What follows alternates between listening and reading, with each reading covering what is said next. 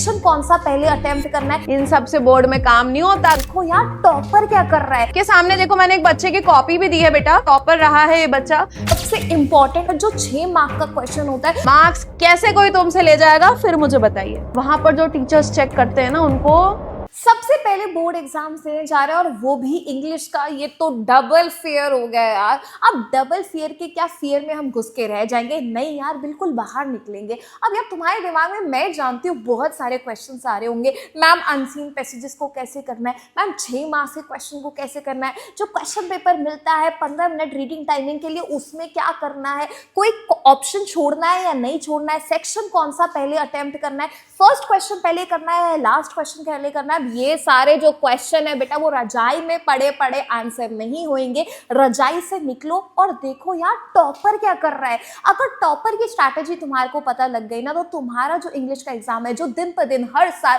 Tough होता जा रहा है वो टफ से टफ एग्जाम भी बिल्कुल स्मूथ मक्खन की तरह निकल जाए और पहले एग्जाम से यार तुम्हारे पास ऐसा कॉन्फिडेंस आए ना कि सारे ही पेपर में 95 पास। सो आज हम लोग बात करेंगे how to write English exam. क्या लिखकर आए ऐसा जिसमें इंग्लिश को हम एकदम अच्छे से सॉल्व कर दे, पूरे वो 80 मार्क्स हमारे बकेट में हो। बस उसी पर आज हम बात करने जा रहे हैं, तो बने रहिएगा इस वीडियो के साथ। आज सब कुछ सॉल्व कर देंगे हम, ठीक है, बिना टेंशन के। चलो सबसे पहले हम शुरू करेंगे लिटरेचर के साथ, उसके बाद आप राइटिंग ग्रामर उठा सकते हैं, उसके बाद आप रीडिंग कॉम्प्रिहेंशन कर लीजिए। पर वो स्टार्टिंग के जो रीडिंग वाला टाइम है उसमें आप थोड़ा सा रीडिंग कॉम्प्रिहेंशन को देख लीजिए एक बार, क्योंकि वो हमारा पढ़ने का टाइम है। तो ठीक है, हम क्विक एनालिसिस ले लेंगे उसका कि क्या है यार पैसेज में आया क्या है। ठीक है, अब मैं बात करती हूँ बेटा टाइम मैनेजमेंट, किस तरीके से पेपर लिखना है। तो जैसा कि मैंने बोला आपको, हम स्टार्ट करेंगे लिटरेचर के साथ, पर लिटरेचर में भी 70 मिनट से ज्यादा मैं आपको बोलती हूं आपको नहीं लगने चाहिए। कितने मिनट? 70 मिनट तो बहुत होते हैं यार, 1 घंटा और 10 मिनट है कि नहीं। तो 70 मिनट्स तो बेटा बहुत अच्छा टाइम है आपके पास लिटरेचर कवर करने का। समझ में आया? इजीली हो जाएगा, बहुत अच्छा टाइम दे रही हूं। उसके बाद मैं बात कर लेती हूँ बेटा ग्रामर की। कितनी देर की रह रही हूं मैं ग्रामर में? 20 मिनट। क्वेश्चन कितने आते हैं? 10 क्वेश्चन। अरे यार 10 क्वेश्चन 1-1 मिनट के लिए भी कर, मतलब 10 क्वेश्चन में तुम 2-2 मिनट भी मैं तुम्हें मैक्सिमम दे रही हूँ, 1-1 मिनट भी नहीं दे रही हूँ। 2-2 मिनट भी अगर तुम लोगे तो 20 मिनट, इससे ज्यादा टाइम की तो जरूरत नहीं है ना, चलेगा। ठीक है, नेक्स्ट मैं बात करती हूँ बेटा राइटिंग सेक्शन की। राइटिंग सेक्शन में 2 क्वेश्चन आएंगे, एक क्वेश्चन होगा लेटर, दूसरा होगा पैराग्राफ, राइट। तो अब लेटर और पैराग्राफ को यार 15 मिनट दे रही हूं मैं तुम्हें एक के लिए। Letter for 15 minutes and paragraph for 15 minutes, मतलब ये तो मोर देन सफिशिएंट है ना। इससे ज्यादा मुझे नहीं लगता कोई बच्चा डिमांड भी करेगा, क्योंकि यार यही मैक्सिमम चीज मैं दे सकती हूँ। ठीक है, तो ये भी हमारा हो गया कितनी देर का? 30 मिनट्स का। अब बचा हमारा रीडिंग कॉम्प्रिहेंशन। तो ऐसा नहीं है रीडिंग कॉम्प्रिहेंशन 10 मिनट में कर दो, नहीं भाई, टाइम दे रही हूं मैं तुम्हें। रीडिंग कॉम्प्रिहेंशन भी करो 40 मिनट में। कितनी देर में? 40 मिनट में। तब भी टोटल लगा ले बेटा, कितनी देर बनी? 160 मिनट्स। और पेपर कितनी देर का है? 180। तो ये जो बचा हुआ तुम्हारे पास 20 मिनट है, यही सारा खेल है।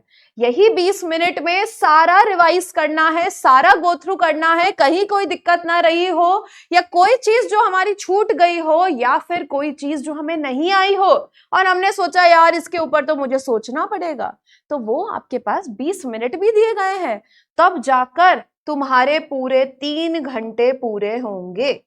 अब बात करते हैं सबसे इंपॉर्टेंट और सबसे स्कोरिंग सेक्शन की, दैट इज लिटरेचर सेक्शन। अब क्वेश्चंस तो बहुत आते हैं बच्चे, बट जो 6 मार्क का क्वेश्चन होता है जो आपको ऐसी इमेजिनरी वर्ल्ड में डाल देगा, ये कैरेक्टर वहां होता तो क्या करता, वहां होता तो क्या करता, आप यहाँ होते तो क्या करते। बच्चे इसमें आपका दिमाग ना घूमे, आप इसको मजे से ऐसे चुटकी बजा के सॉल्व कर दे। अब हम ये जान रहे हैं कि टॉपर कैसे करते हैं। अब मैम हमको पूरा गाइड करने वाली है कि इस लिटरेचर सेक्शन को, सबसे स्कोरिंग सेक्शन को कैसे करते हैं। तो सबसे पहले बात करेंगे डोंट्स के बारे में, जो चीजें हमें नहीं करनी है, जिनको हमें अवॉइड करना है, so that we can capture the marks. ठीक है, तो सबसे पहले don't write more, write precise, write correct. भैया ज्यादा लिखकर कॉपी भरकर कुछ नहीं होगा दोस्तों, मैं तुम्हें अभी भी बता रही हूं। कम लिखो, प्रिसाइज लिखो, जितना पूछा है उतना ही लिखो, जितनी वर्ड लिमिट है उस पर स्टिक हो जाओ। नहीं लिखेंगे हम उससे ज्यादा। और आई एम टेलिंग यू, ऐसा कोई टीचर नहीं है जो ज्यादा लिखने पर मार्क्स देता है। भैया ज्यादा लिखोगे तो गलतियां भी ज्यादा होंगी, कभी इस पर भी तो सोच कर देखो। कम लिखो कम गलती करो, ज्यादा लिखो ज्यादा गलती करो। अब बोलो तुम्हें क्या चाहिए? मार्क्स। क्या चाहिए? मार्क्स। तो मार्क्स कैसे आएंगे? कम लिखकर और अच्छा लिखकर। तो समझ में आया? Don't write more but right correct, don't write more than word limit. वही बात बोल रही है यहां पर भी, वर्ड लिमिट से ज्यादा नहीं लिखना है बेटा, है ना। जो भी वर्ड लिमिट है, जैसे कि आपके शॉर्ट आंसर्स होते हैं, राइट, शॉर्ट आंसर्स में 4 to 5 लाइंस इनफ होती है, उससे ज्यादा हमें नहीं लिखना। इसमें मिल जाएंगे तुम्हें 2 से 3 मार्क्स, बट सही लिख कर आओ यार। लॉन्ग आंसर्स की मैं बात करूंगी तो 10 से 12 लाइन।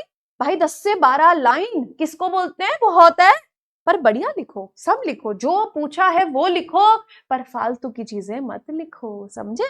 ये गाने वाने लिखकर नहीं आइएगा पेपर में। आप सोचे लिख दें, अरे टीचर सॉरी मैं तो नहीं लिख पा रहा, मुझे तो नहीं आता, माफ कीजिएगा। इन सब से बोर्ड में काम नहीं होता, गाने मत लिख कर आ जाना, समझे। या अभी तक तो चल जाता था, अभी तुम्हारे टीचर तुम्हें टॉलरेट कर लेते थे, पर वो थोड़ी ना करेंगे यार, समझे। अब बात करेंगे डूज के बारे में, क्या करना चाहिए। डोंट्स तो सब हमने समझ लिए है ना, ज्यादा कुछ मैंने डोंट्स में नहीं बताया, पर डूज में मैं आपको बहुत कुछ बताने वाली हूं। सबसे पहले यूज गुड वोकैबुलरी, ठीक है। So use good vocabulary, use keywords, the same point guys. Right section name, section name समझ में आ रहा है भैया? ए बी सी, जो भी सेक्शन अटेम्प्ट कर रहे हो उसको क्लियर ब्लॉक बनाकर लिख कर आओ, ठीक है। जैसे कि if you are attempting guys section A, तो इसको इस तरीके से बेटा ब्लॉक में बना के आओ, समझ में आया।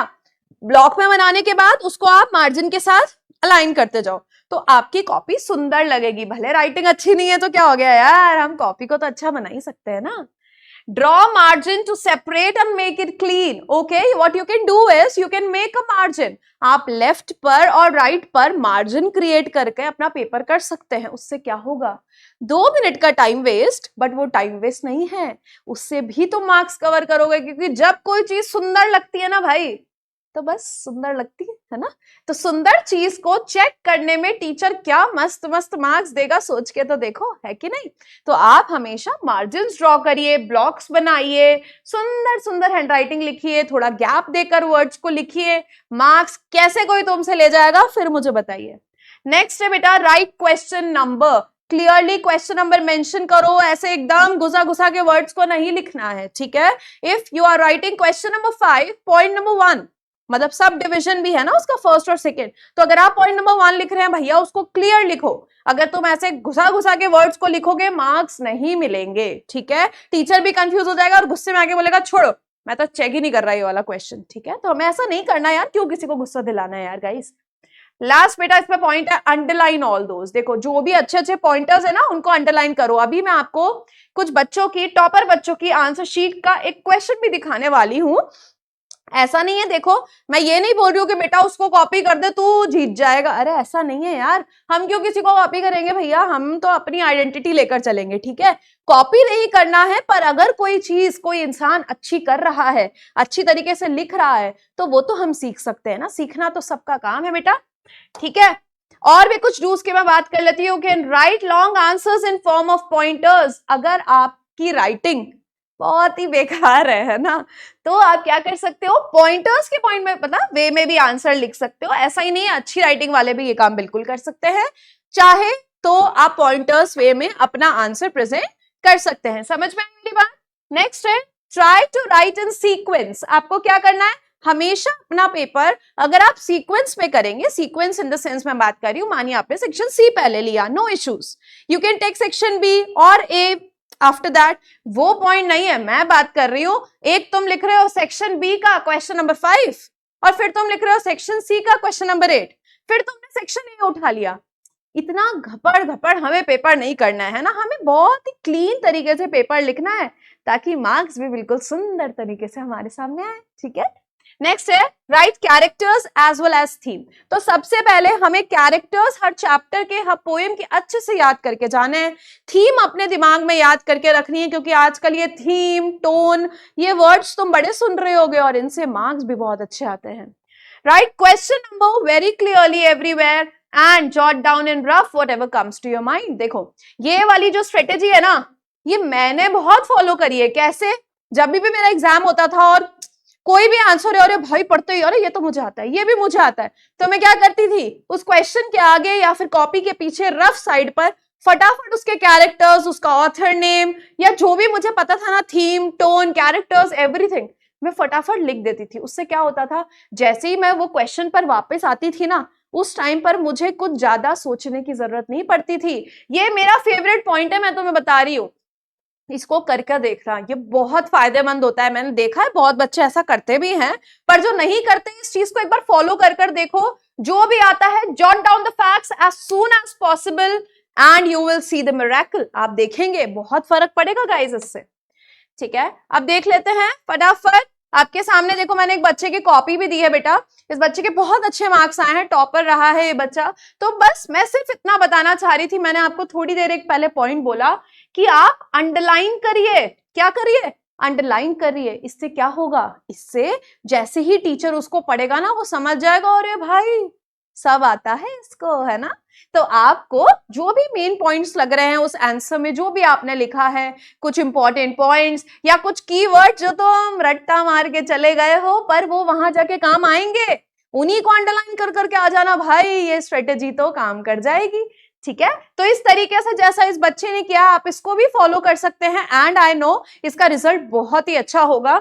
मैं खुद पेपर में हमेशा ऐसे अंडरलाइन करके आती थी। जैसे देखिए, हमारा डस्ट ऑफ स्नो का क्वेश्चन है ये, आप लोग अच्छे से पोएम आपने पढ़ी ही ली होगी अभी तक। तो आप देखिए, ब्यूटी ऑफ नेचर को डिस्क्राइब कर रही है, हाईली डिस्पोंडेंट है, मैलेंकोलिक है, टोन कैसी है, मैलेंकली है ना, सैडनेस शो कर रही है।